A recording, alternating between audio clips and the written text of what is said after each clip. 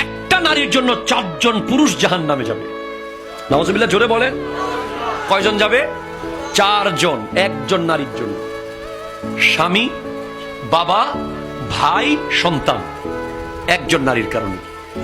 একজন নারী যদি জাহান্নামে যায়, সে বলবে আমার দোষ নাই, আমার বাপকে বলো। এরপর বলবে তোমার বাপ তো বলতেছে তোমার বিয়ের পরে তার দায় না, তাহলে আমার স্বামীকে ডাকো। স্বামী বলবে আমার বয়স হয়ে গিয়েছিল, আমি তো পারি নাই, তখন বলবে আমার ভাইকে ডাকো। ভাই বলবে তোর কাজ তুই বুঝিস, আমি কেন, তখন বলবে আমার ছেলেকে ডাকো।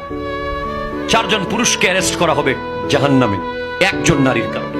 আর একজন নারী যদি শিক্ষিত হয়, লক্ষ লক্ষ পুরুষ জান্নাতে যাবে। এটা ওই শিক্ষা না যে শিক্ষা আপনাকে রাস্তায় উলঙ্গ চলতে শেখায়, যে শিক্ষা আপনাকে ফেসবুকে নিজের চেহারা দেখাতে শেখায়, যে শিক্ষা আপনাকে শপিং মলে গিয়ে বেগানা পুরুষের সাথে গল্প করতে শেখায়, যে শিক্ষা ফেরিওয়ালার সাথে আড্ডা মারতে শেখায়, সেই শিক্ষা নয় যে শিক্ষা আপনাকে ঘরের কোণে লুকিয়ে রাখতে পারে। মরার পরে মানুষ বলে যে জীবনে কেউ দেখে নাই।